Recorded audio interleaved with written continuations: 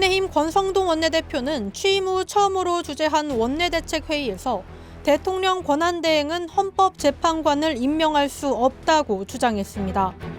독립적 헌법기구로서의 헌법재판소 재판관 3명의 임명은 그 권한 행사의 범위를 신중하고 면밀히 살펴야 합니다. 대통령 직무 정지 시 권한 대행이 임명을 못한다는 것은 말장난에 불과합니다. 국민의힘은 구질구질한 절차 지연 작전을 포기하고 탄핵이 인용되려면 재판관 6명 이상이 찬성해야 합니다. 현행 6인 체제에선 1명만 반대해도 기각되기 때문에 여당은 현상 유지가, 야당은 9인 체제가 유리하다고 보는 겁니다. 이게 헌재 판결 지연을 위한 전략일지 아니면 오히려 그로 인해 헌재가 4월 18일 이전에 조기 판결을 하게 되는 결과를 빚을지. 자, 권 원내대표 행보 전략적으로 맞는 선택일까요? 전략 이전에 이제 법리와 기존 관례를 봐야 되는데요. 이게 사실상 헌법재판소가 9명 체제가 아니라 6명이 돼 있으면서 헌법체계에 구멍이 나 있는 상태예요. 그러니까 저 권한대행이 임명할 수 있느냐 하는 부분도 지금 권한대행은 일반적으로 장관을 잘 임명하지 않습니다. 차관까지 임명을 해요. 장관까지 임명하게 되면 이게 권한대행으로서의 범위를 넘어선다라고 보기 때문인데 헌법재판관 같은 경우는 장관급이란 말이에요. 그러니까 기존에 그 민주당에서 같은 논리로 계속해서 이 부분은 임명할 수 없다라는 논리를 펼쳐왔고요. 저번에 특히 그 박근혜 전 대통령 탄핵 상황에서 대법원장이 지명했던 헌법재판관이 있었는데 그것을 민주당이 극렬 반대해서 황교안 총리가 자격이 없다. 네.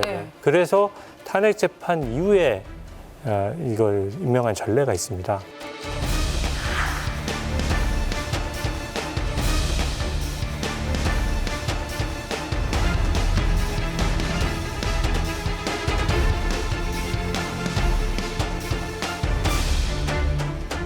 신속하게 하는 것도 중요하지만 이 사태에 대해서 6명 체제를 만든 거는 국민의힘이 일부러 만든 게 아니에요. 오히려 민주당이 기존에 비상계엄 있기 전부터 좀 탄핵을 추진해 왔기 때문에 그래서 어떻게든 기존 관례대로 하면은 국회 몫이 여당 1명, 야당 1명, 여야 합의 1명으로 추천해야 되거든요. 지금 헌법재판소는 6인 체제로도 심리뿐만 아니라 판결도 가능하다고 했어요. 근데 4월 18일에 2명의 재판관이 퇴임할 예정이기 때문에 그 이전에 조기 결론이 날 가능성도 높지 않습니까? 사실은 헌법재판소의 내심은 그 빨리 국회에서 임명을 하라고 압박을 하는 거예요. 그래서 우리가 안 되면 6명으로 결론 내릴 수 있으니까 9명 체제를 만들어줘.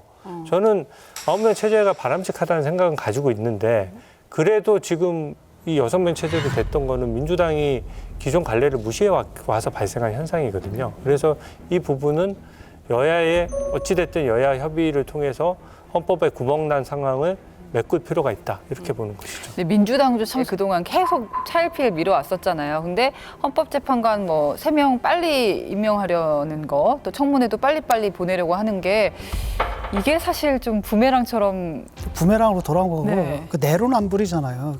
우리가 기억하는 건 뭐냐면 두 분이에요. 추미애, 박범계. 이분들이 그걸 강하게 주장을 했거든요.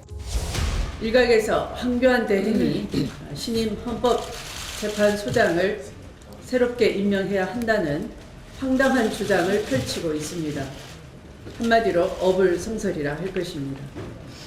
대통령이 아닌 권한 대행이 헌법재판소장이나 헌법재판관에 대해 임명할 수 없다는 것이 대다수 헌법학자들의 의견입니다. 대통령의 헌법재판관 임명권은 일종의 국가 원수의 지위에서 하는 임명권입니다.